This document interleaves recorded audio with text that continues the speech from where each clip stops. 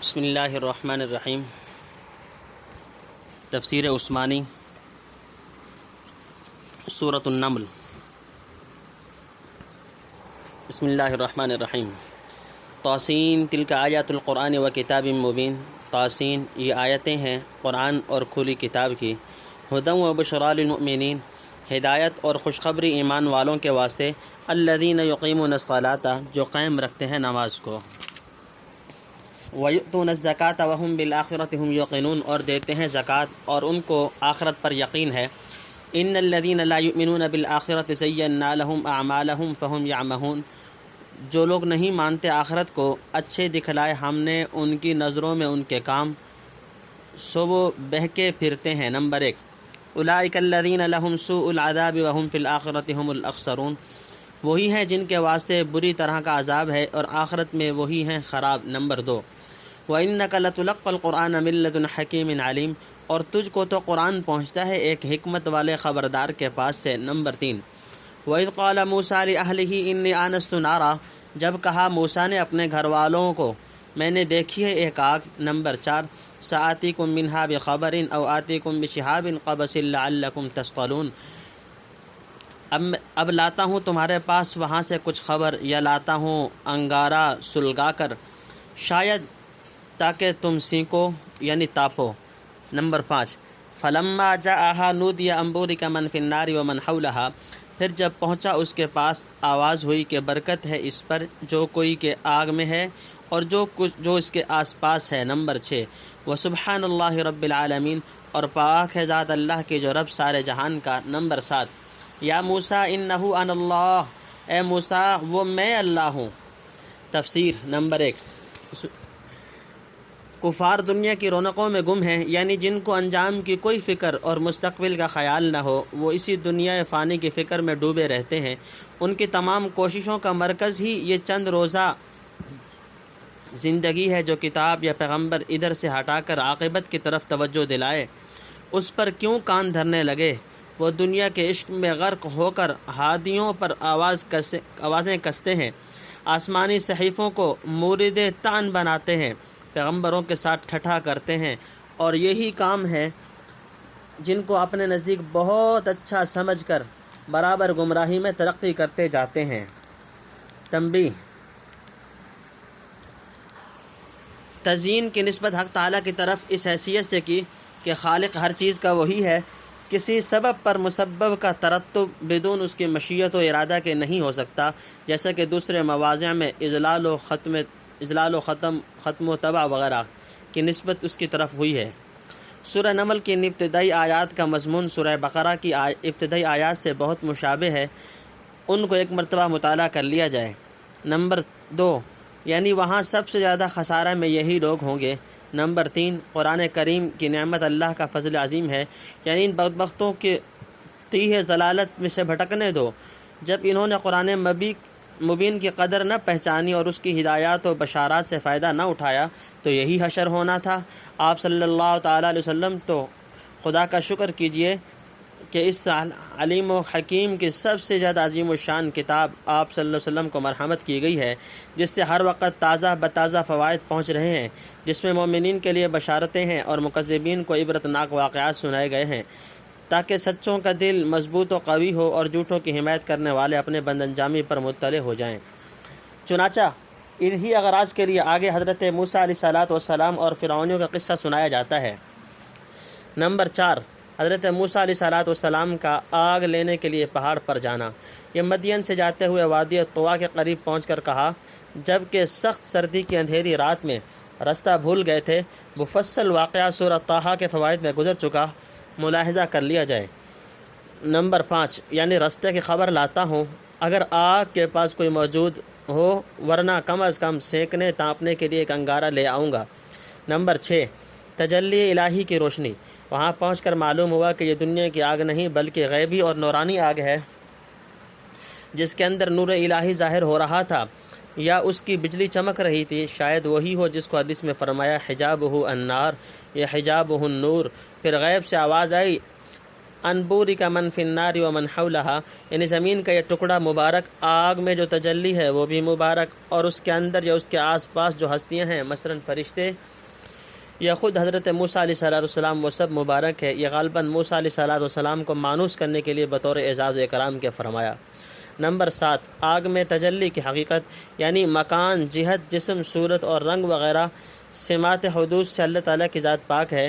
آگ میں اس کی تجلی کے یہ معنی نہیں کہ معاذ اللہ اس کی ذات پاک آگ میں حلول کرائی، آفتاب عالم تاب قلعی دار آئینہ میں متجلی ہوتا ہے، لیکن کون احمق کہہ سکتا ہے کہ اتنا بڑا کرۂ شمسی چھوٹے سے آئینہ میں سما گیا۔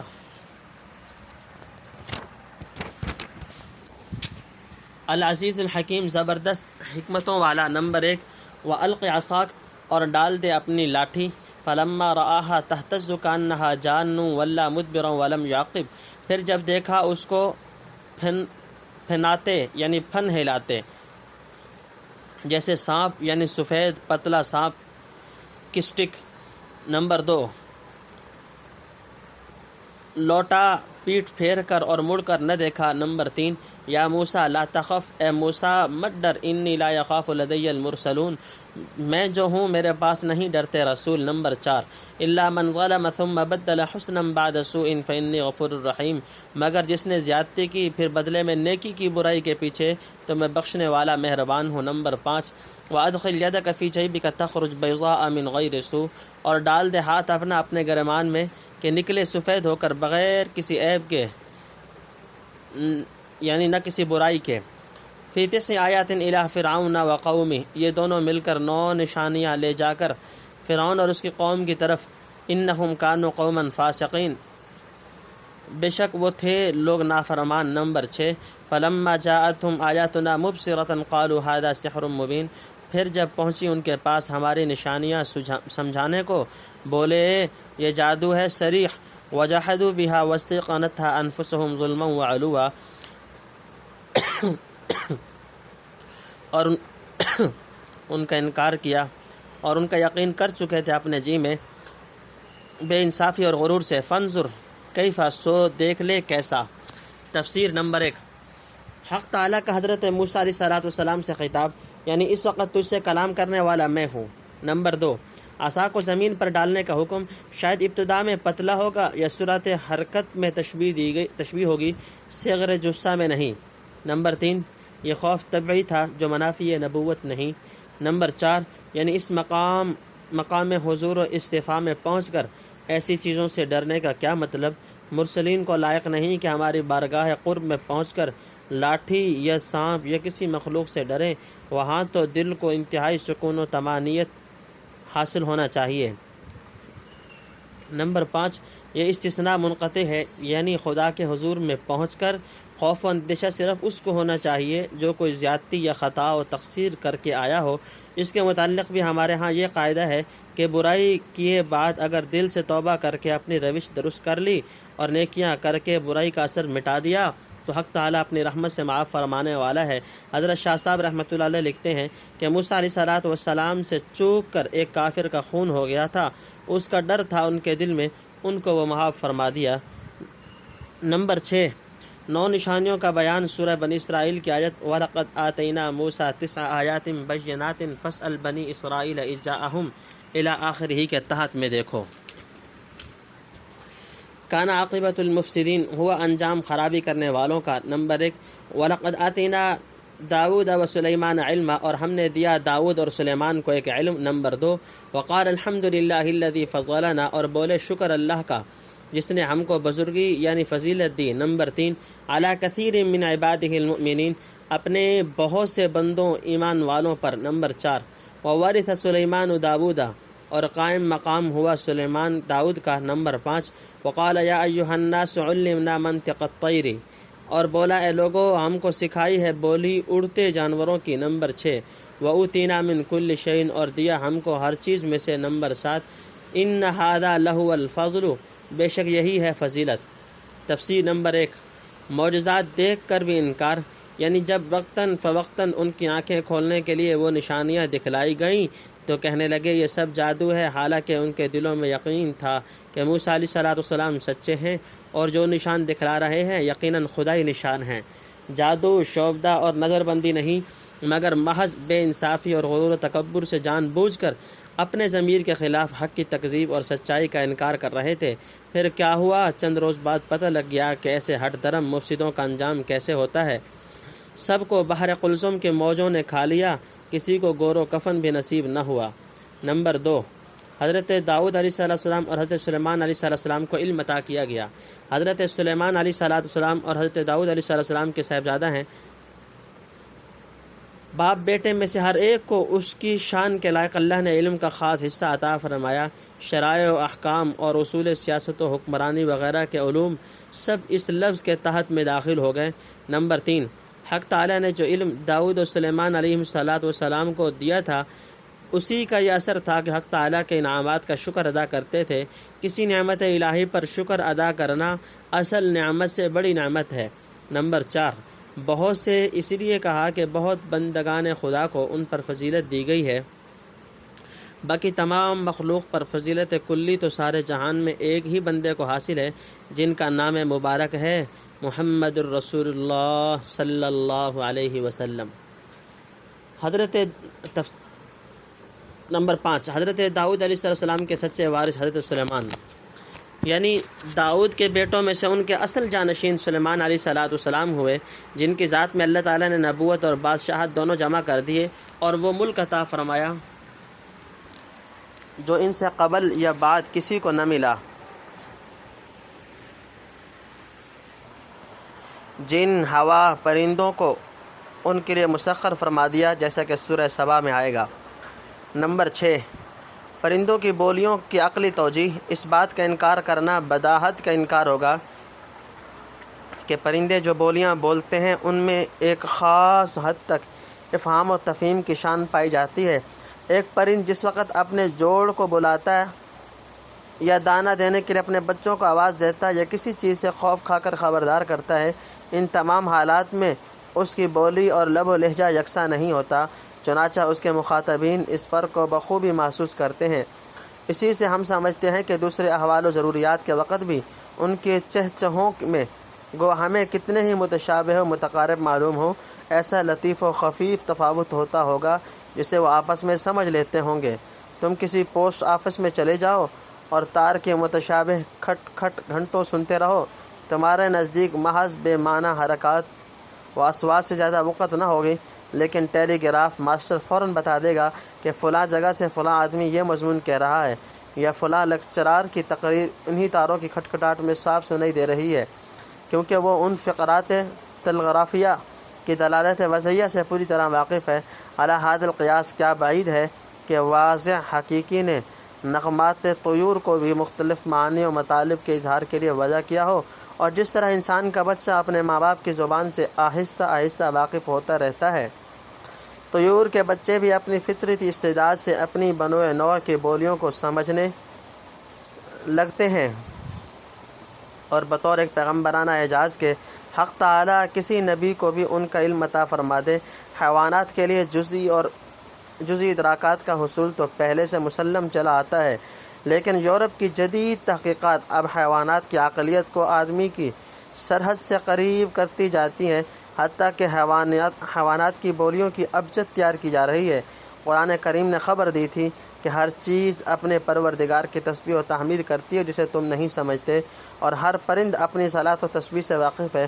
احادیث صحیحہ میں حیوانات کا تکلم بلکہ جمادات محضہ کا بات کرنا اور تسبیح پڑھنا ثابت ہے۔ تمام مخلوقات کو خالق کی اجمالی معرفت حاصل ہے۔ اس سے ظاہر ہوا کہ اپنے خالق کی اجمالی مگر صحیح معرفت ہر چیز کی فطرت میں تہ نشین کر دی گئی ہے، پس ان کی تسبیح و تحمید یا بعض محاورات و خطابات پر بعض بندگان خدا کا بطور خرق عادت مطلع کر دیا جانا از قبیل محالات عقلیہ نہیں ہے، ہاں عام عادت کے خلاف ضرور ہے۔ سو اعجاز و کرامت اگر عام عادت اور معمول کے موافق ہوا کرے تو اعجاز و کرامت ہی کیوں کہلائے؟ خوارق عادت پر ہم نے مستقل مضمون لکھا ہے، اسے ملاحظہ کر لیا جائے۔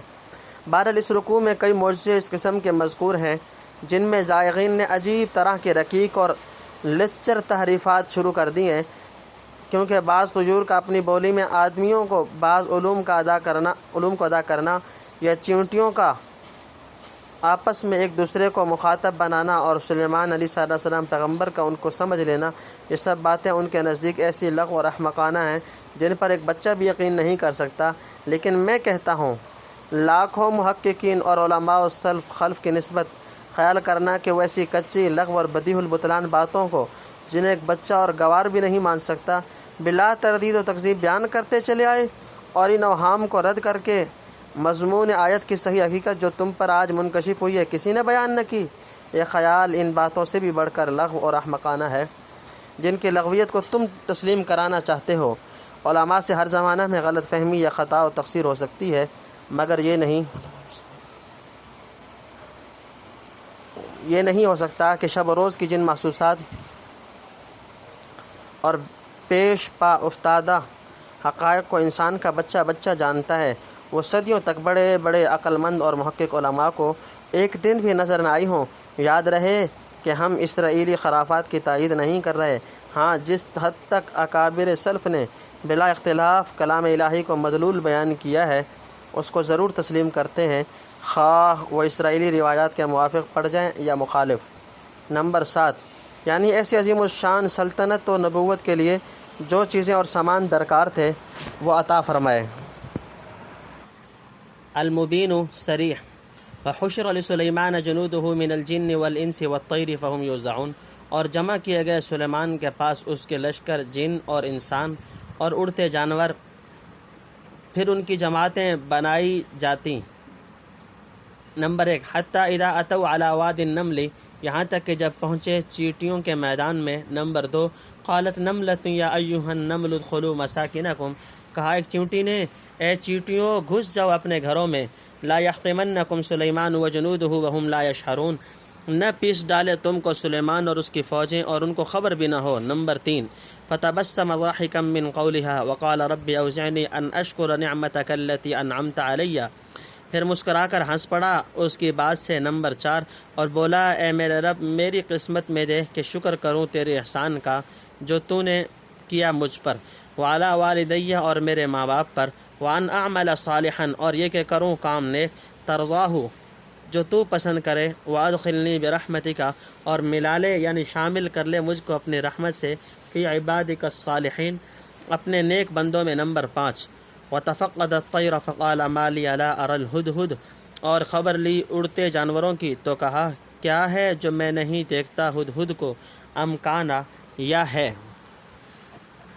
تفسیر نمبر 1، حضرت سلیمان علیہ السلام کے لیے جن و انس کے لشکر، یعنی سلیمان علیہ السلام جب کسی طرف کوچ کرتے تو جن و انس طیور تینوں قسم کے لشکروں میں سے حسب ضرورت و مصلحت ساتھ لے جاتے اور ان کی جماعتوں میں خاص نظم و ضبط قائم رکھا جاتا تھا۔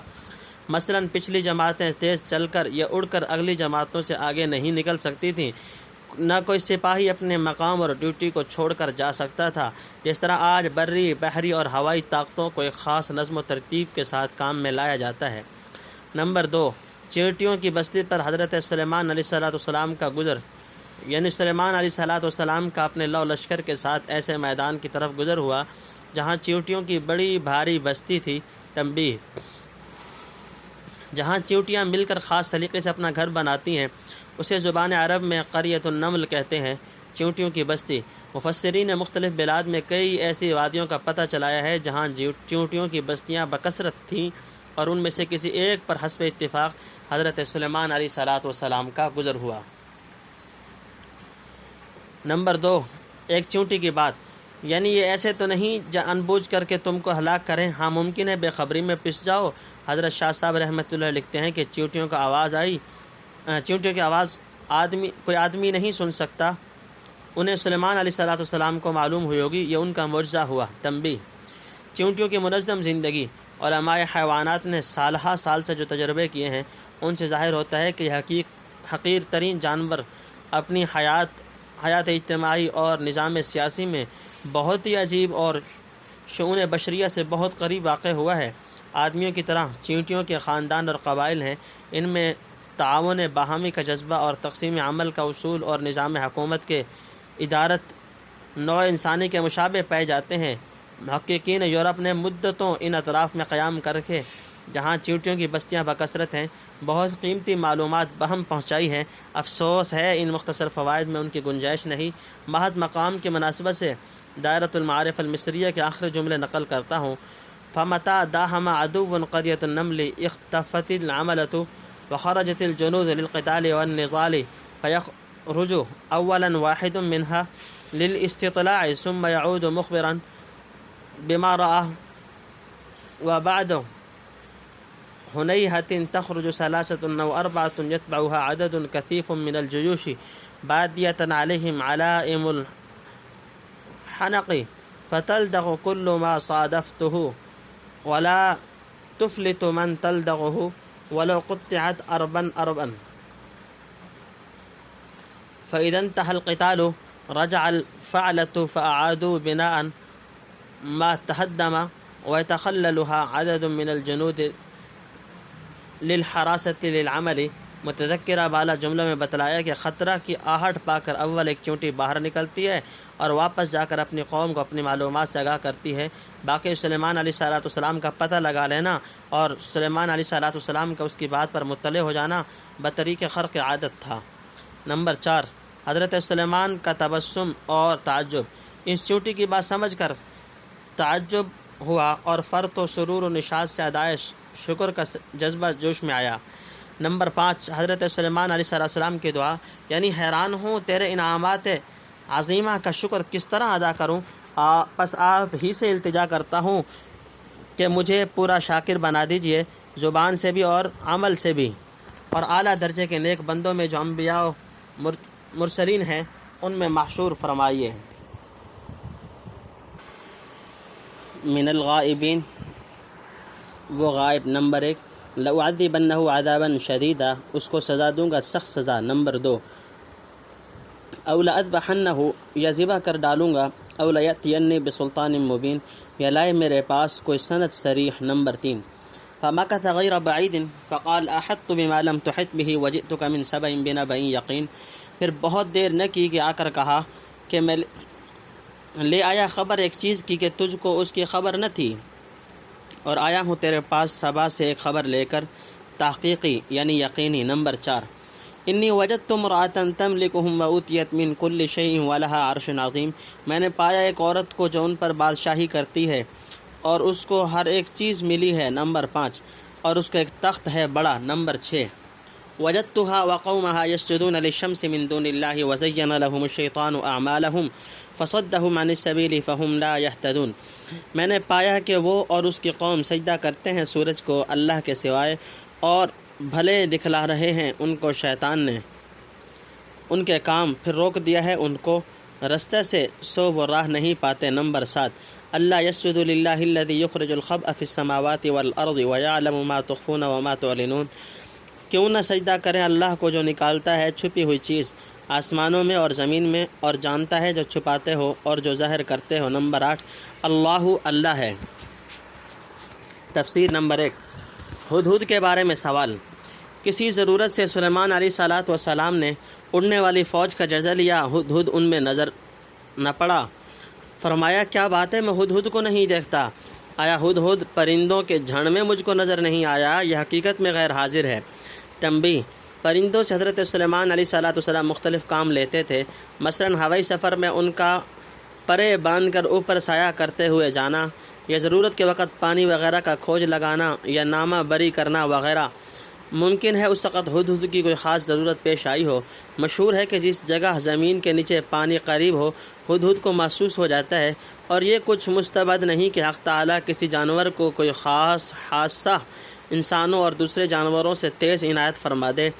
اسی ہدہد کی نسبت نہایت معتبر ثقات نے بیان کیا ہے کہ زمین میں جس جگہ مٹی کے نیچے کینچوا ہو اسے محسوس کر کے فوراً نکال لیتا ہے، حتیٰ کہ کبھی کبھی 1-2 بلشت زمین کھودتا ہے تب وہاں سے کینچوا نکلتا ہے۔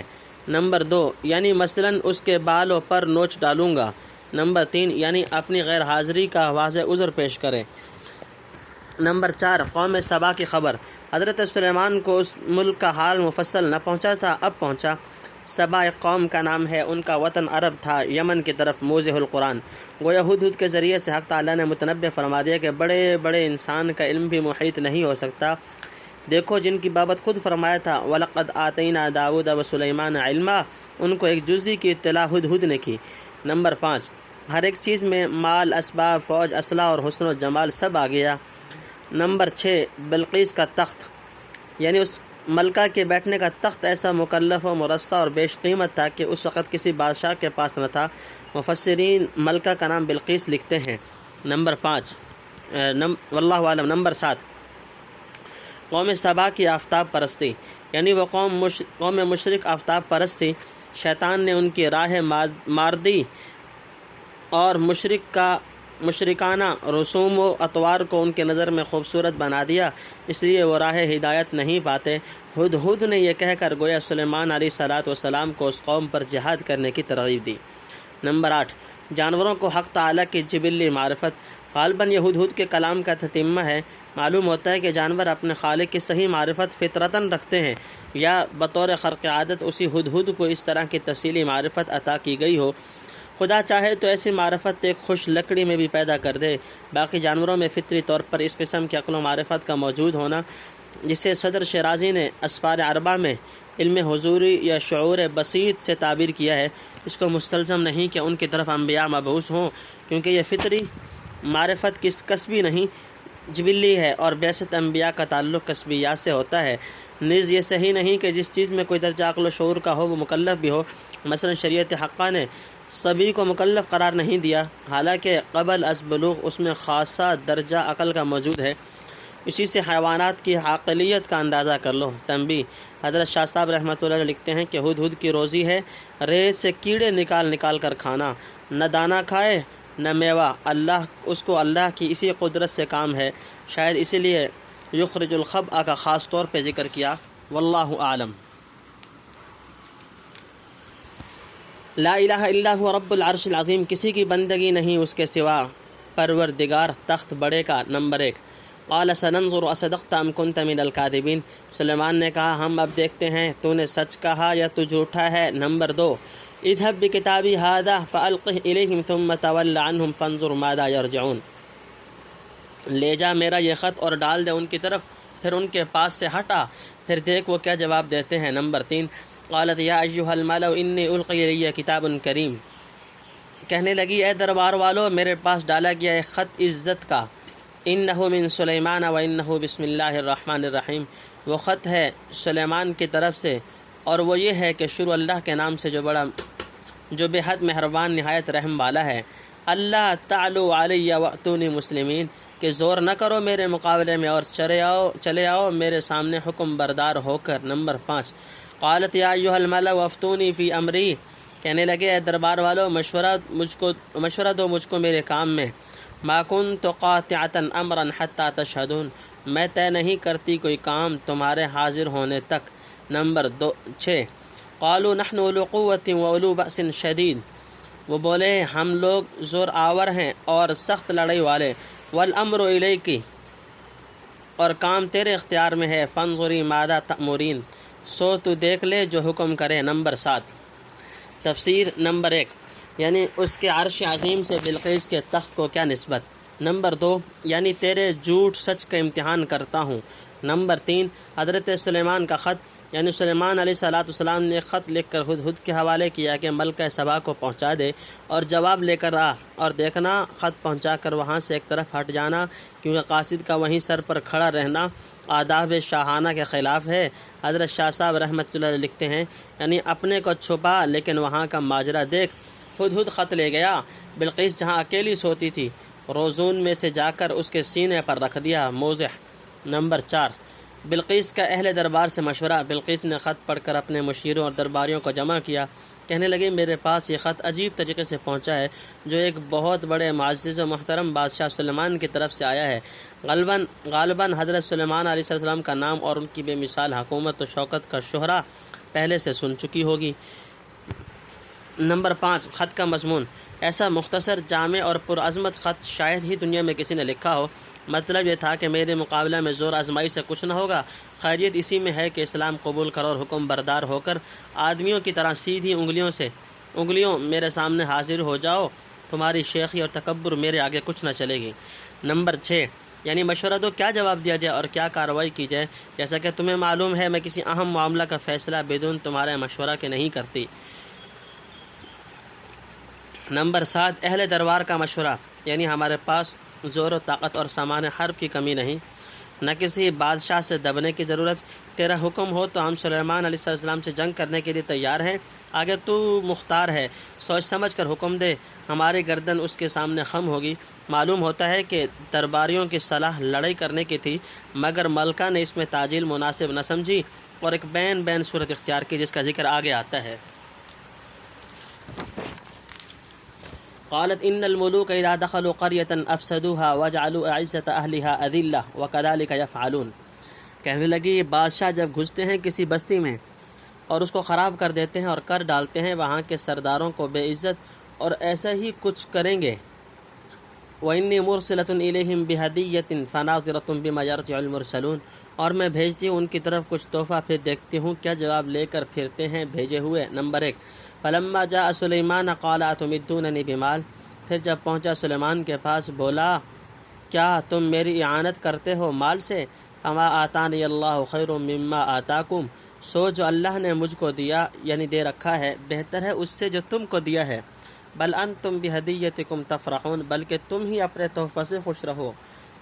نمبر 2 ارجع الیہم فلنأتینہم بجنود لا قبل لہم بہا ولنخرجنہم منہا اذلۃ وہم صاغرون، پھر جا یعنی لوٹ اور ان کے پاس، اب ہم پہنچتے ہیں ان پر 7 لشکروں کے جن کا مقابلہ نہ ہو سکے ان سے، اور نکالتے کہ ان کو وہاں سے بے عزت کر کر اور وہ خوار ہوں گے۔ نمبر 3 قال یا ایھا الملأ ایکم یأتینی بعرشہا قبل ان یأتونی مسلمین، بولا اے دربار والو تم میں کوئی ہے کہ لے آوے میرے پاس اس کا تخت پہلے اس سے کہ وہ آئیں میرے پاس حکم بردار ہو کر۔ نمبر 4 قال بولا حضرت سلیمان کے لیے بلقیس کے تحفے۔ معلوم ہوتا ہے کہ مضمون خط کی عظمت و شوکت اور دوسرے قرائن و آثار سے بلقیس کو یقین ہو گیا کہ اس بادشاہ پر ہم غالب نہیں آ سکتے، اور کم از کم اس کا قوی احتمال تو ضرور تھا۔ اس نے بتلایا کہ ایسی شان و شکوہ رکھنے والے بادشاہوں سے لڑنا کھیل نہیں، اگر وہ غالب آ گئے جیسا کہ قوی امکان ہے تو ملوک و سلاطین کی عادت کے موافق تمہارے شہروں کو تہ و بالا کر کے رکھ دیں گے، اور وہ انقلاب ایسا ہوگا جس میں بڑی عزت والے سرداروں کو ذلیل و خوار ہونا پڑے گا۔ لہذا میرے نزدیک بہتر ہے کہ ہم جنگ کرنے میں جلدی نہ کریں، بلکہ ان کی طاقت، طبعی رجحانات، نوعیت، حکومت اور اس بات کا پتہ لگائیں کہ ان کی دھمکیوں کی پشت پر کون سی قوت کار فرما ہے، اور یہ کہ واقعی طور پر وہ ہم سے کیا چاہتے ہیں۔ اگر کچھ تحائف و ہدایہ دے کر ہم آنے والی مصیبت کو اپنے سر سے ٹال سکیں تو زیادہ اچھا ہوگا، ورنہ جو کچھ رویہ معلوم ہو جائے گا ہم اس کے مناسب کارروائی کریں گے۔ حضرت شاہ صاحب رحمۃ اللہ لکھتے ہیں بلقیس نے چاہا کہ اس بادشاہ کا شوق دریافت کرے کس چیز سے ہے، مال، خوبصورت آدمی یا نادر سامان، سب قسم کی چیزیں تحفہ میں بھیجی تھیں۔ نمبر 2 حضرت سلیمان صلی اللہ علیہ وسلم کا جواب، یعنی یہ تحفہ تمہیں ہی مبارک رہے، کیا تم نے مجھے محض ایک دنیاوی بادشاہ سمجھا جو مال و متاع کا لالچ دیتے ہو؟ تم کو معلوم ہونا چاہیے کہ حق تعالیٰ نے جو روحانی و مادی دولت مجھے عطا فرمائی ہے وہ تمہارے ملک و دولت سے کہیں بڑھ کر ہے، ان سامانوں کی ہمیں کیا پرواہ۔ نمبر 3 حملے کا ارادہ، یعنی قیدی بنیں گے، جلا وطن ہوں گے اور ذلت و خواری کے ساتھ دولت و سلطنت سے دستبردار ہونا پڑے گا۔ حضرت شاہ صاحب رحمۃ اللہ لکھتے ہیں اور کسی پیغمبر نے اس طرح کی بات نہیں فرمائی، سلیمان علیہ السلام کو حق تعالیٰ کی سلطنت کا زور تھا جو یہ فرمایا۔ نمبر 4 بلقیس کے اطاعت و انقیاد، قاصد نے واپس جا کر پیغام جنگ پہنچا دیا۔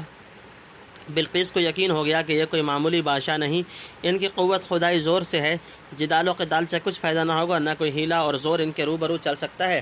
آخر اظہار اطاعت و انقیاد کی غرض سے بڑے ساز و سامان کے ساتھ حضرت سلیمان علیہ السلام کی خدمت میں حاضری دینے کے لیے روانہ ہو گئے۔ جب ملک شام کے قریب پہنچی تو حضرت سلیمان علیہ السلام نے اپنے درباریوں سے فرمایا، کوئی ہے جو بلقیس کا تخت شاہی اس کے پہنچنے سے بیشتر میرے سامنے حاضر کر دے؟ اس میں بھی حضرت سلیمان علیہ السلام کو کئی طرح بلقیس پر اپنی خداداد، عظمت و قوت کا اظہار مقصود تھا، تاکہ وہ سمجھ لے کہ یہ نیر بادشاہ نہیں، کوئی اور مافوق عادت باطنی طاقت بھی اپنے ساتھ رکھتے ہیں۔ تنبیہ: قبل ان یأتونی مسلمین سے معلوم ہوا کہ اسلام و انقیاد سے پہلے حربی کا مال مباح ہے۔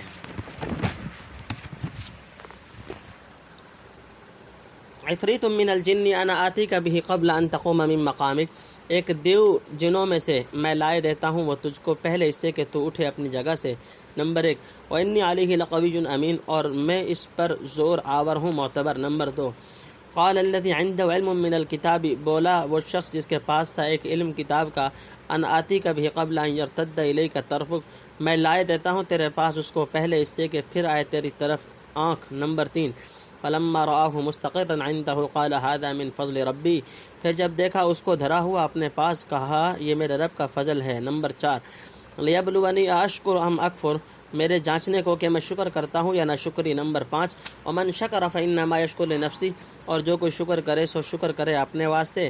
ومن کفر فان ربی غنی کریم، اور جو کوئی ناشکری کرے سو میرا رب بے پرواہ ہے، کرم والا۔ نمبر 6، قال نکروا لها عرشها ننظر اتهتدی ام تکون من الذین لا یهتدون، کہا روپ بدل دکھلاؤ اس عورت کے آگے اس کے تخت کا، ہم دیکھیں سمجھ پاتی ہے یا ان لوگوں میں ہوتی ہے جن کو سمجھ نہیں۔ نمبر 7، فلما جاءت قیل هکذا عرشک، پھر جب وہ آ پہنچی کسی نے کہا کیا ایسا ہی ہے تیرا تخت؟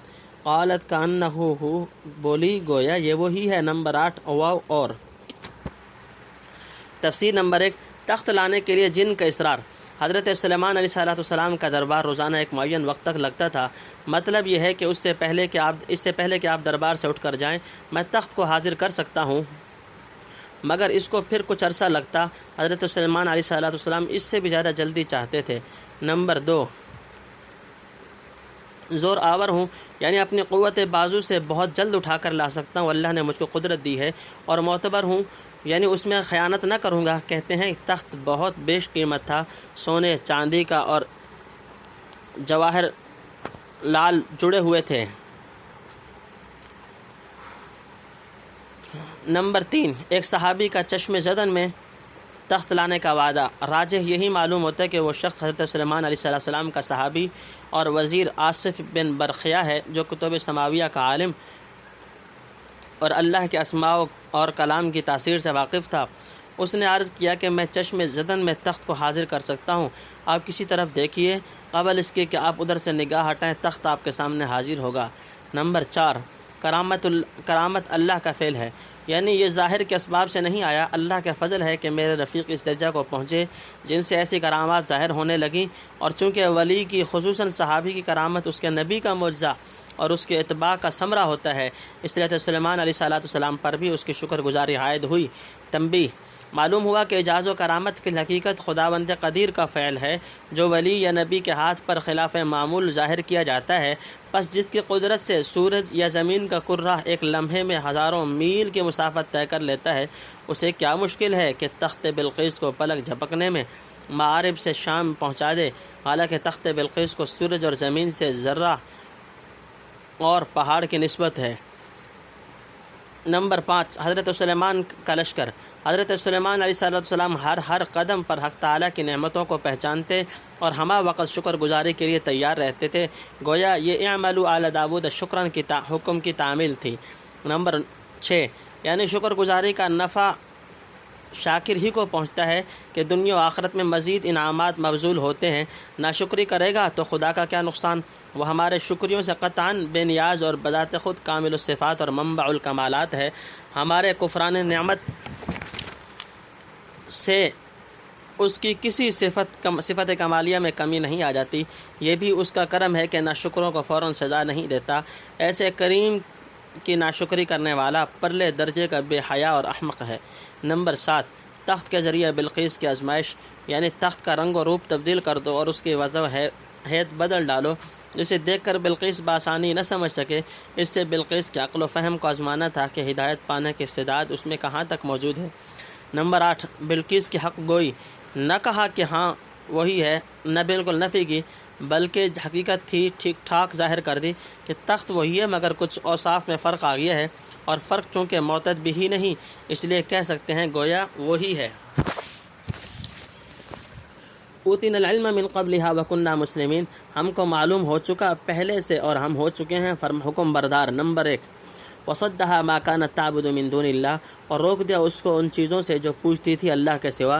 انها كانت من قوم کافرین، البتہ وہ تھی منکر لوگوں میں۔ نمبر 2، قیل لها ادخل الصرح، کسی نے کہا اس عورت کو اندر چل محل میں۔ فلما رأته حسبته لجة وكشفت عن ساقيها، پھر جب دیکھا اس کو خیال کیا کہ وہ پانی ہے گہرا، اور کھولی اپنی پنڈلیاں۔ نمبر 3، قالت انه صرح ممرد من قواریر، کہا یہ تو ایک محل ہے جڑے ہوئے ہیں اس میں شیشے۔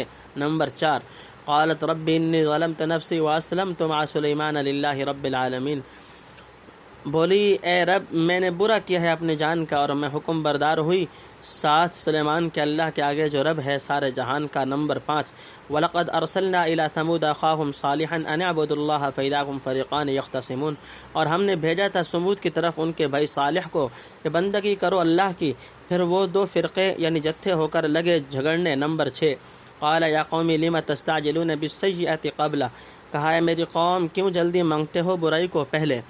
تفسیر۔ نمبر 1، حضرت بلقیس کا قبول حق، یعنی اس معجزہ کی حاجت نہ تھی، ہم کو پہلے ہی یقین ہو چکا تھا کہ سلیمان محض بادشاہ نہیں اللہ کے مقرب بندہ ہیں، اور اسی لیے ہم نے فرما برداری اور تسلیم و انقیاد کا راستہ اختیار کیا۔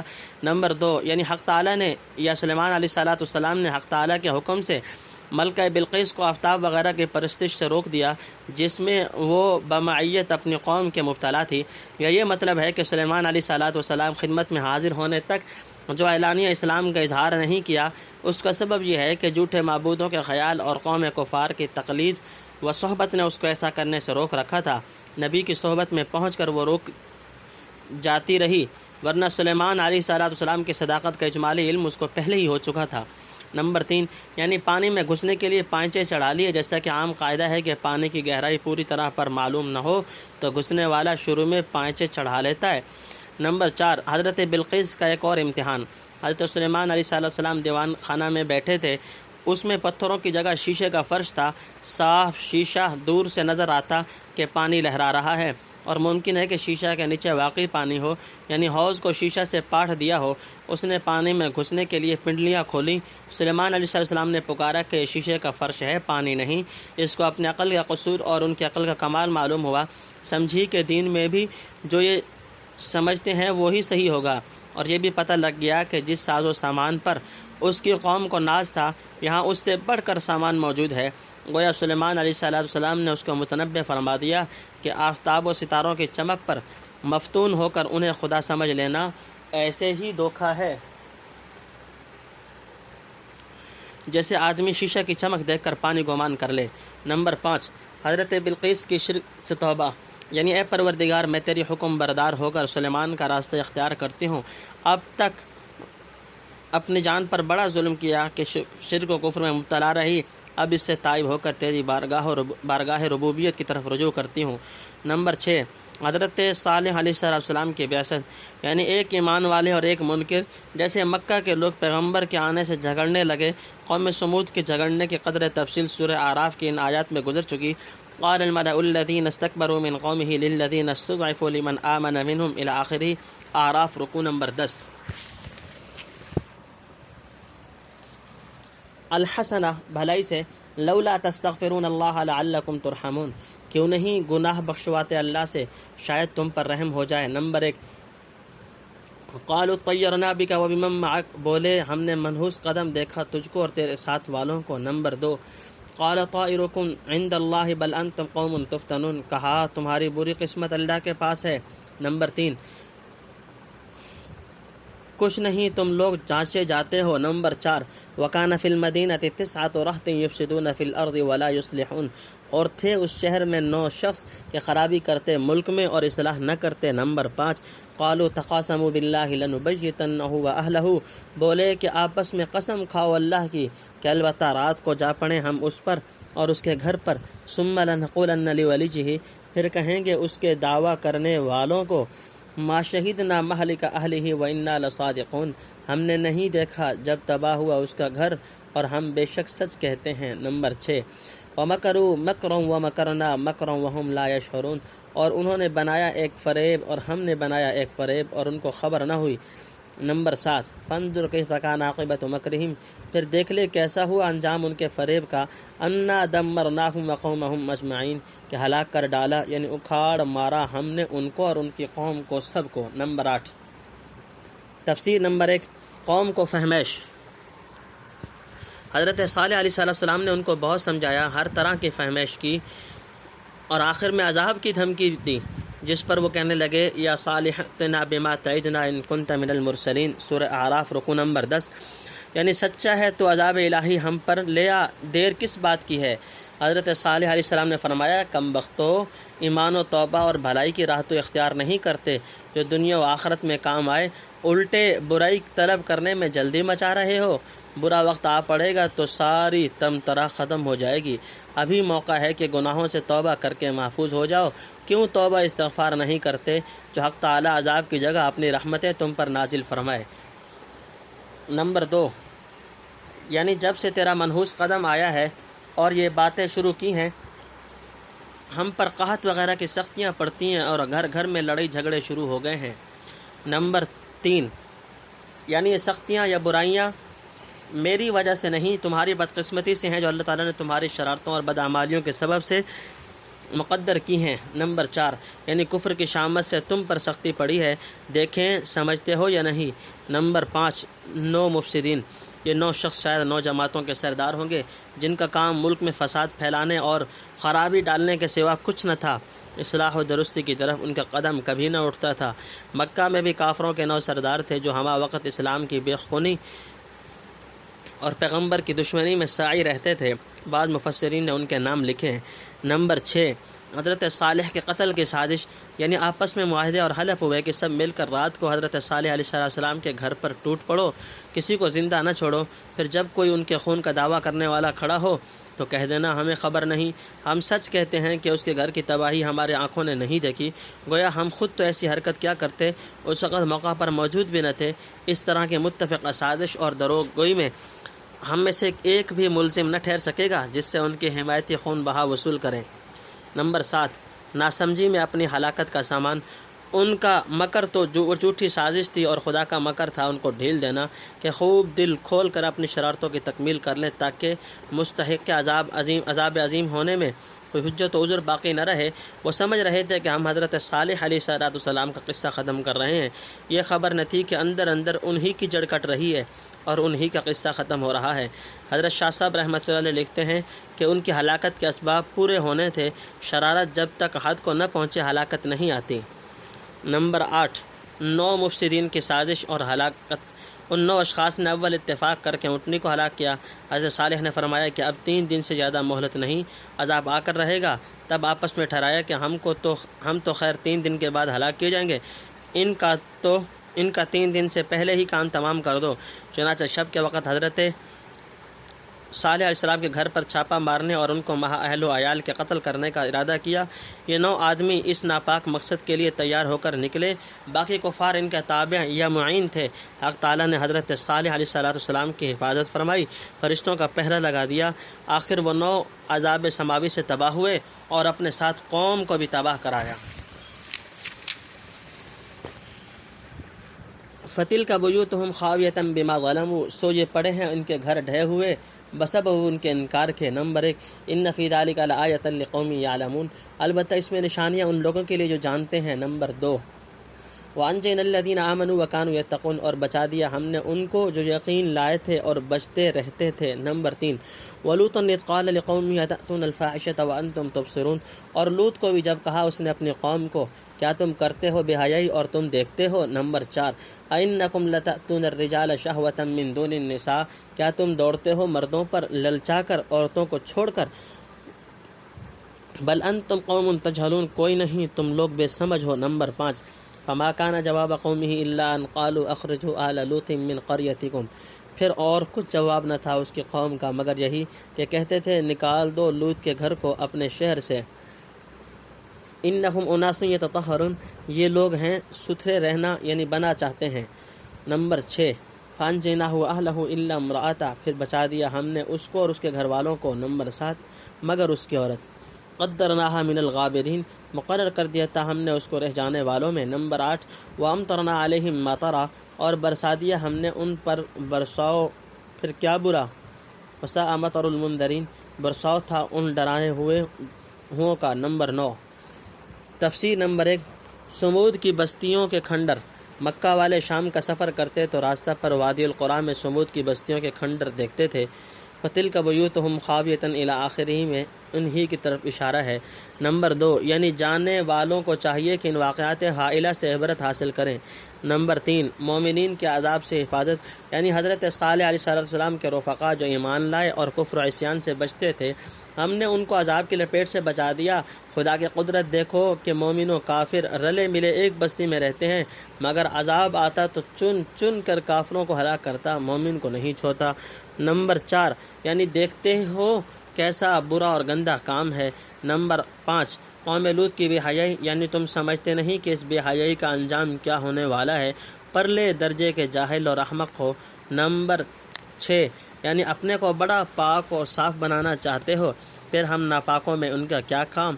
نمبر 7 یعنی انہیں تباہ کر کے انہیں بچا لیا۔ نمبر 8 یعنی حضرت لوط علیہ السلام کی بیوی جو ان بدماشوں کی اعانت کرتی تھی، وہ بھی ہلاک ہونے والوں کے ساتھ ڈھیر ہو گئی۔ نمبر 9 قوم لوط کا انجام ان واقعات سے عبرت، یعنی آسمان سے پتھر برسائے اور شہر کا تختہ الٹ دیا۔ حضرت شاہ صاحب رحمۃ اللہ علیہ مذکورہ بالا 3 قصوں پر تبصرہ کرتے ہوئے لکھتے ہیں، حضرت سلیمان علیہ السلام قصے میں فرمایا، ہم لائیں گے لشکر جس کا سامنا نہ کر سکیں گے، وہی بات ہوئی رسول میں اور مکہ والوں میں، اور حضرت صالح علیہ السلام پر 9 شخص متفق ہوئے کہ رات کو جا پڑیں، اللہ نے ان کو بچا لیا اور ان کو غارت کیا۔ مکہ کے لوگ بھی یہی چاہ چکے لیکن نہ بن پڑا۔ جس رات حضرت صلی اللہ علیہ وسلم نے ہجرت کی، کتنے کافر حضرت صلی اللہ علیہ وسلم کے گھر گھیرے بیٹھے تھے، صبح کو اندھیرے میں نکلیں تو سب مل کر مار دیں، کسی ایک کو خون بہا نہ دینا پڑے۔ حضرت صلی اللہ علیہ وسلم صاف بچ کر نکل گئے، ان کو نہ سوجھا، اور قوم لوط نے چاہا کہ پیغمبر کو شہر سے نکال دیں، یہی مکہ والے بھی چاہ چکے۔ اللہ نے آپ سے نکلنا بتلایا کہ خود اپنے اختیار سے شہر چھوڑ کر نکل جاؤ، اور اسی میں کام نکلا۔ قل الحمد للہ وسلام علی عبادہ الذین اصطفیٰ اللہ خیر، نمبر 1 اللہ خیر اما یشرکون، تو کہ تعریف اللہ کو اور سلام ہے اس کے بندوں پر جن کو اس نے پسند کیا۔ نمبر 1 بھلا اللہ بہتر ہے یا جن کو وہ شریک کرتے ہیں۔ نمبر 2 تفسیر نمبر 1 خطبہ حمد و ثنا، قصص سے فارغ ہو کر آگے اللہ خیر اما یشرکون سے توحید کا بیان فرمانا ہے۔ یہ الفاظ بطور خطبہ کی تعلیم فرمائے جو بیان شروع کرنے سے قبل ہونا چاہیے۔ حضرت شاہ صاحب رحمۃ اللہ علیہ لکھتے ہیں کہ اللہ کی تعریف اور پیغمبر پر سلام بھیج کر اگلی بات شروع کرنی لوگوں کو سکھلا دی موضح، اور بعض مفسرین کہتے ہیں کہ اللہ تعالیٰ کے جو کمالات و احسانات اوپر بضمن قصص مذکور ہوئے ہیں، ان پر پیغمبر کو حکم ہوا کہ اللہ کی حمد و ثنا کریں اور شکر بجا لائیں، اور اس کے مقبول بندوں پر جن میں سے بعضوں کا اوپر نام لیا گیا ہے سلام بھیجیں۔ نمبر 2 توحید کا بیان، یعنی یہاں سے توحید کا آغاز شروع کیا گیا، یعنی قصص مذکورہ بالا سن کر اور دلائل تکوینیہ و تنزیلیہ میں غور کر کے تم ہی بتلاؤ کہ ایک خدائے واحد وحدہ لا شریک لہ کا ماننا بہتر اور نافع اور معقول ہے، یا اس کی خدائی میں اس کی عاجز ترین مخلوق کو شریک ٹھہرانا۔ یہ مسئلہ اب کچھ ایسا مشکل تو نہیں رہا جس کا فیصلہ کرنے میں کچھ وقت ہو یا دیر لگے، تاہم مزید تذکیر و تانیث کے غرض سے آگے اللہ تعالیٰ کی بعض شؤون و صفات بیان کی جاتی ہیں جو توحید پر دال ہیں۔ سورۃ النمل کا پہلا پارٹ اپنے اختتام کو پہنچا۔